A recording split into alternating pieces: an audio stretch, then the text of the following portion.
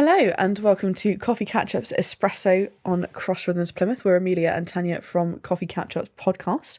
And today we are talking about the single tax. Oh, surely they're not taxing people on being single now. What? Yeah. What? Apparently it does cost more to be single than it does to be... You don't need to tell me. I'm single and I know this. I know, man. You don't know, man. You weren't there. But guess what? I've got some stats. Have you now? The stats lady is back. Because I just worried that because we are both single, by the way. Just disclaimer. Just in case anyone's interested. Just in case anyone's interested, write in.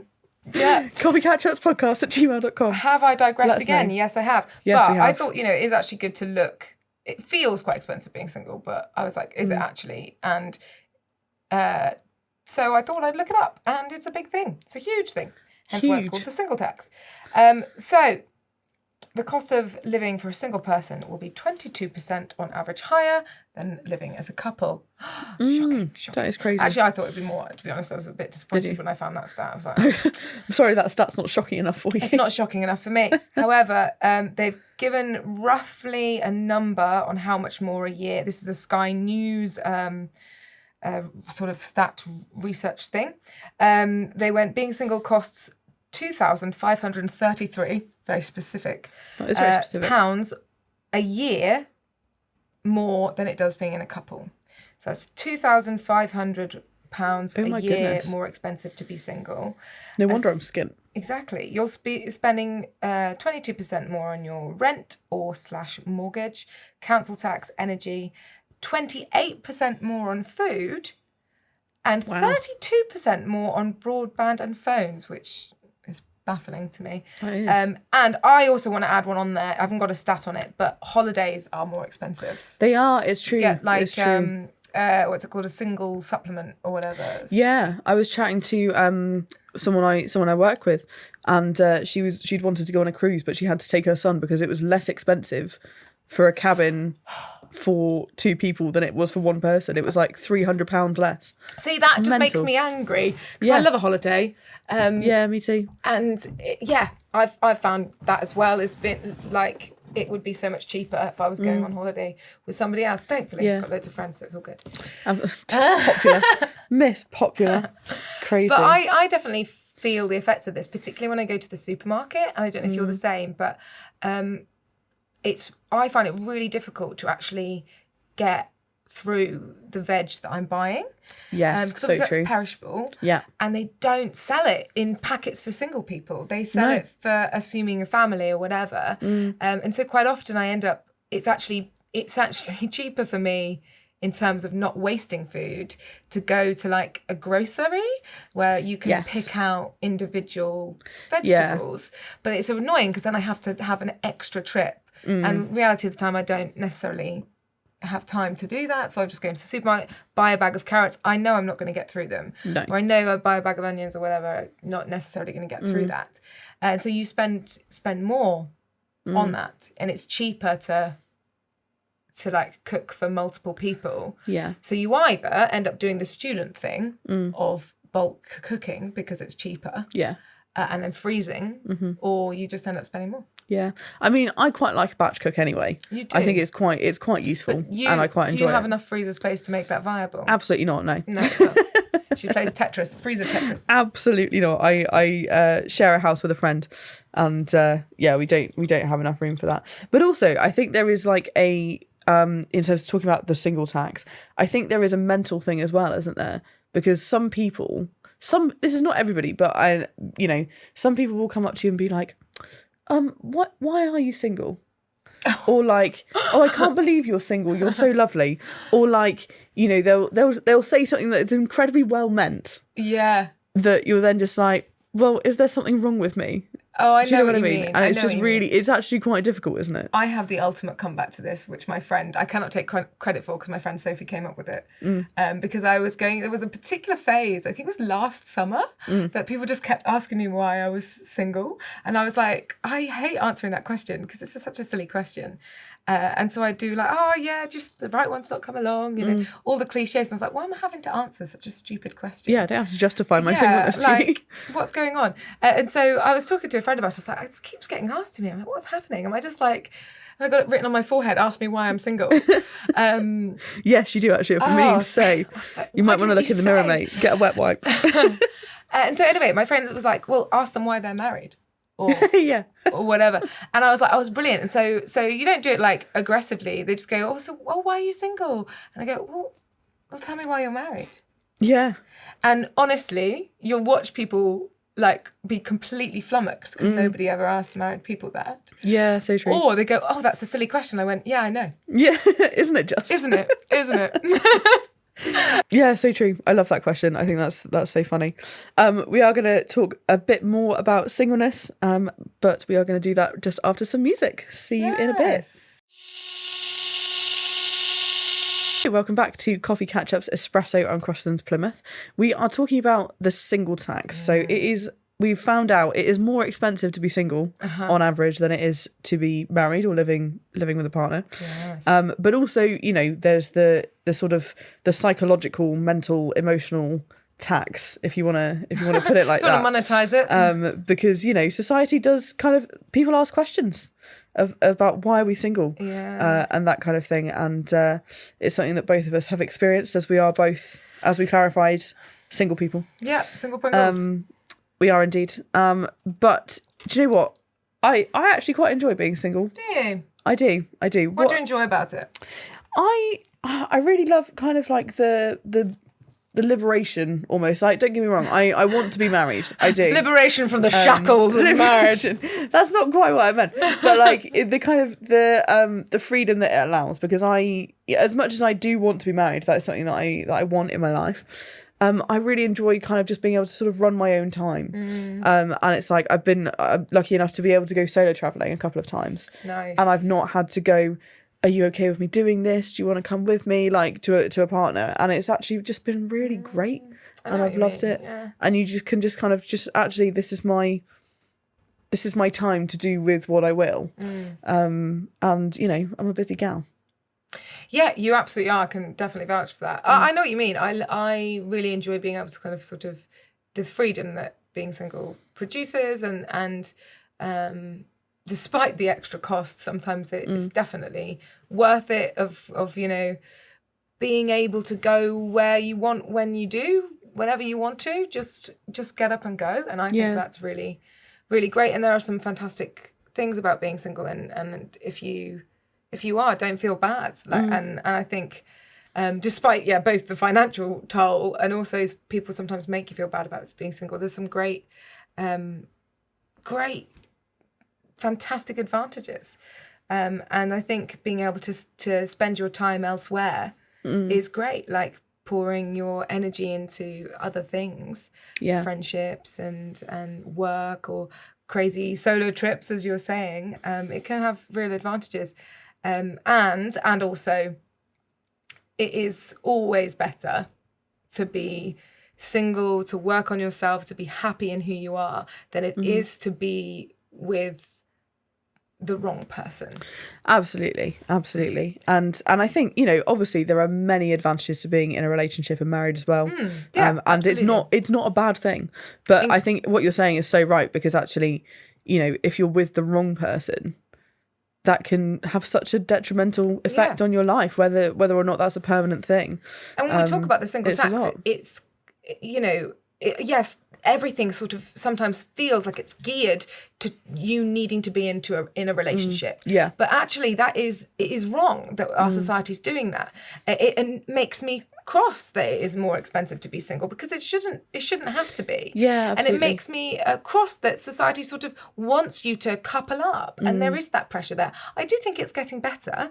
Like, I do think people are a lot more, oh great, you be single, fantastic, that's awesome. But actually, I think we also need to start really cheerleading these people and being like, what a fantastic asset you can be. When you're single, you've got so much more time to do, like both of us are, we go to church. And so actually single people can offer a huge amount more time to serve and volunteer than people who are married and coupled up. And if I could wave a magic wand and get rid of the idea that being singleness is lesser and being in a couple, partnered or married is better, I would, because I think it means that when you're single, you forget to enjoy being single. Yes, so true. And only when you get into a couple, and you think, because of Disney, you think, oh, this is my happy ever after. Now I'm in a couple or a long-term relationship, marriage, and you think this is my happy ever after. And actually, the reality of long-term relationships is hard work. And suddenly, then maybe only then, sometimes, do you realise the worth of when you were single. Yeah, absolutely. I catch myself doing that all the time. I think that my life will start when I meet my person, and we get married and all of that. And I actually have to remind myself and physically take time and go, actually, this is not, the waiting period. It's like, okay, in a sense, yes, it is. But also life is happening right now. I actually don't have to wait for my person to come along to do life. And as I said, I've been really lucky to be able to solo travel and all of that kind of stuff. And it is amazing. And there are many great things you can do when you're single. But it's great. It's great. We are going to come back to this in just a moment. But first of all, we're going to go to some music. We'll see you soon. Hello and welcome back to Coffee Catch-Ups Espresso. We're talking today about the single tax. Yes. We found out it is more expensive on average to be single, which is crazy. But actually, there are some really good things about being single. But Tanya, I've got a question for you. Oh.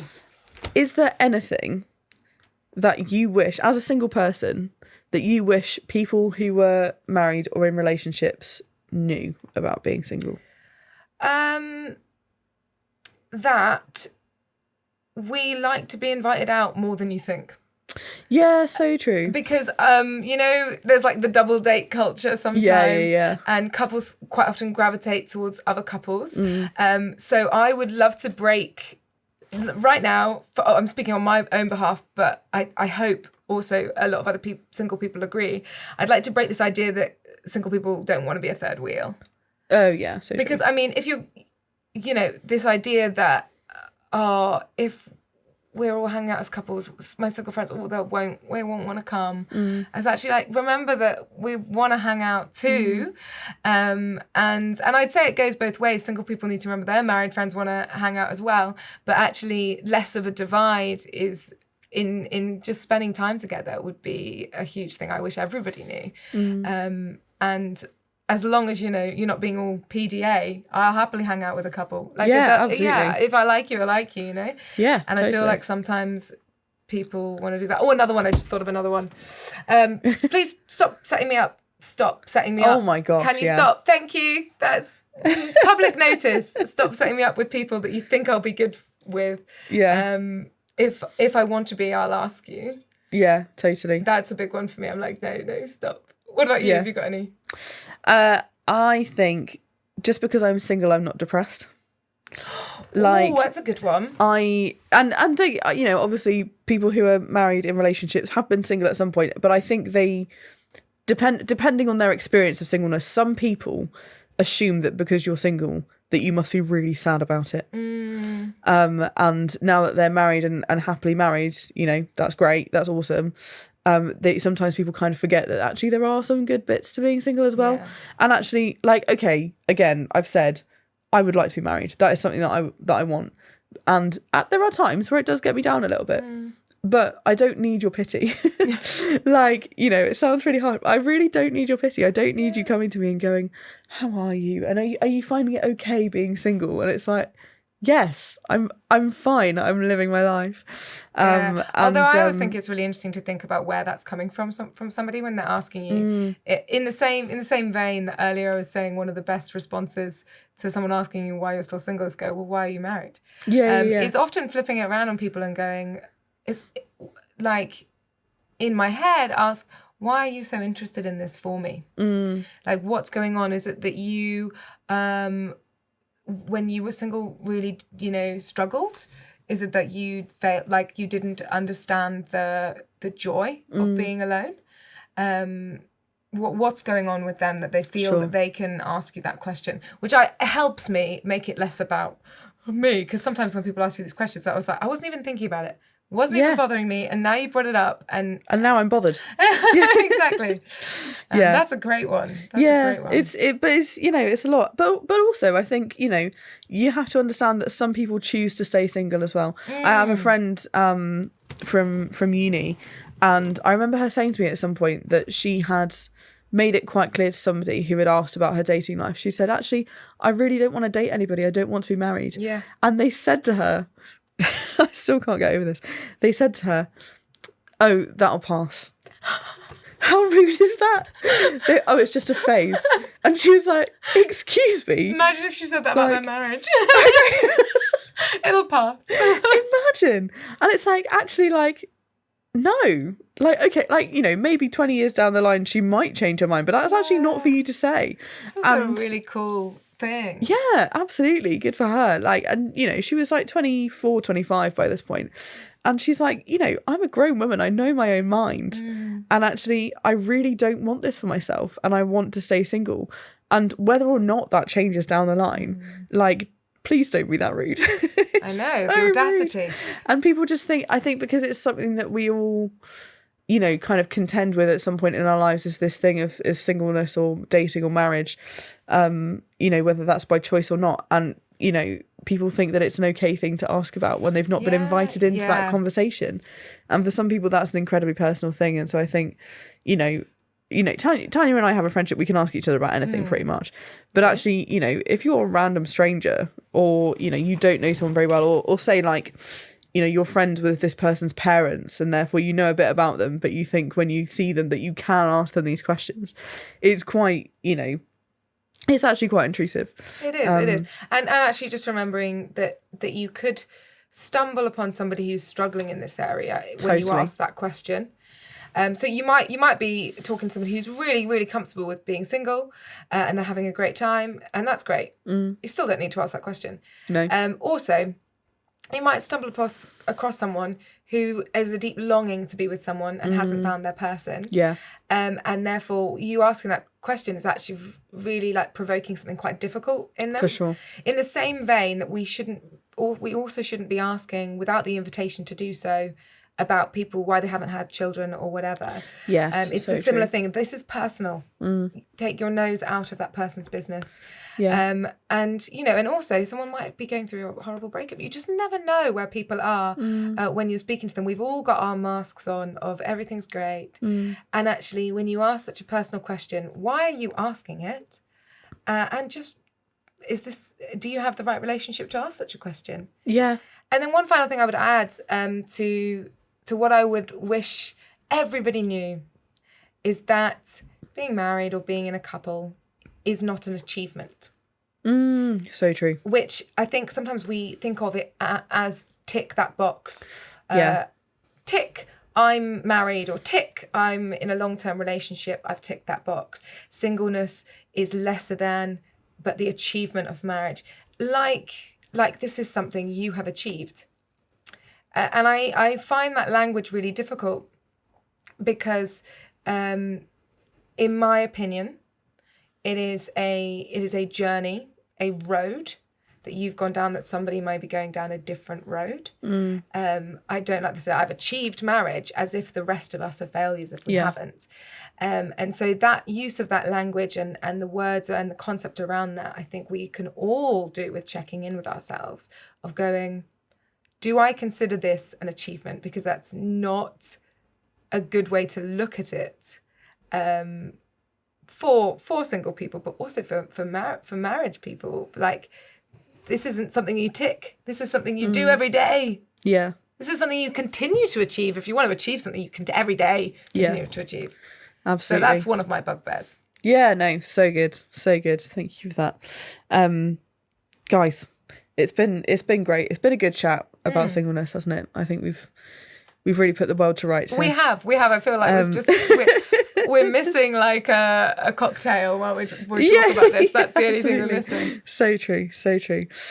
We are going to be back just after a bit of music for a very special singleness themed snack chat.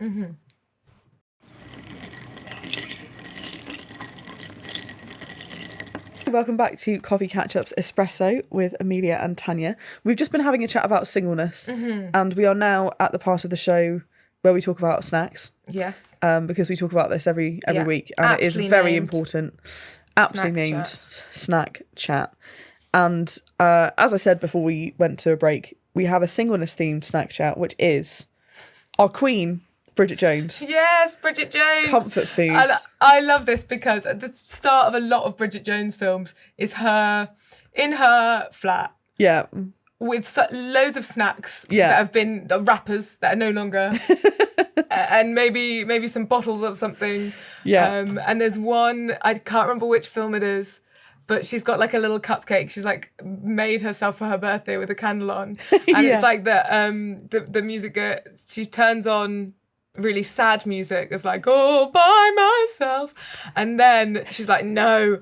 And flicks it over to pack it up, pack it in, let me begin. And then she does this really cool, fun dance. And it just makes me laugh. And so the question is, what is your ultimate Bridget Jones comfort food? Oh, it's got to be a tub of ice cream. Honestly, it's such a cliche. Yeah. It's such a cliche, but it's really, I'm just like, do you know what? I don't care. Get me a little pint of Ben & Jerry's. Get me a spoon. Okay, I'm in there. And I won't finish the entire thing in one sitting because that is a lot. Unless it's like really tragic. Unless it's incredible. Unless I'm physically in tears and can't stop shaking. Can I ask you a question? Go for it. Which Ben & Jerry's is your go-to? I need comfort food. Ben & Jerry's. I'm a fish food gal. I do very much enjoy the fish food. But then also I can do the brownie one is great. Really nice. And just anything that's quite chocolatey, to be honest. That is, if I'm going for absolute comfort, I need my chocolate ice cream. Love that. Yeah, how about you? Well, it would change depending on my mood. Yeah. Chocolate is a great comfort food. Absolutely. But microwave popcorn. Oh, yes. So good. Is my go-to. There's something... Because popcorn is just like, you just shove it in your face. Yeah. It's like the messy, but okay kind of feel. I just grab a hand, shove it in my face, comfort, eat. And then it's also not an expensive one. Like I get the like single packet ones. Yeah, sure. Butter is my go-to. Butter Very popcorn. nice. Very nice. And then there's something about warm popcorn, shove it in my face. Yeah. I don't know, watch a film that I love. And just full on Bridget Jones it. Yeah, love it. So good, so good. There you go. Yeah, that's my ultimate comfort food. Amazing. So that is our snack chat. Sadly, over for this week because I was enjoying that conversation. Yeah. But let us know your ultimate comfort foods too. Yeah, absolutely. And if you want to do the Bridget Jones dance as well, absolutely go for it. We support you, and we're here for it.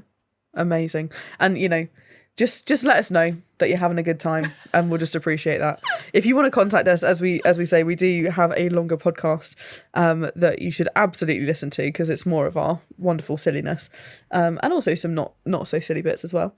But yes, that's available on all of your regular podcast streaming platforms and we are also on social media, Facebook, Instagram, TikTok, etc. But that's it for this week. Thank you so much for tuning in. Goodbye. Bye-bye.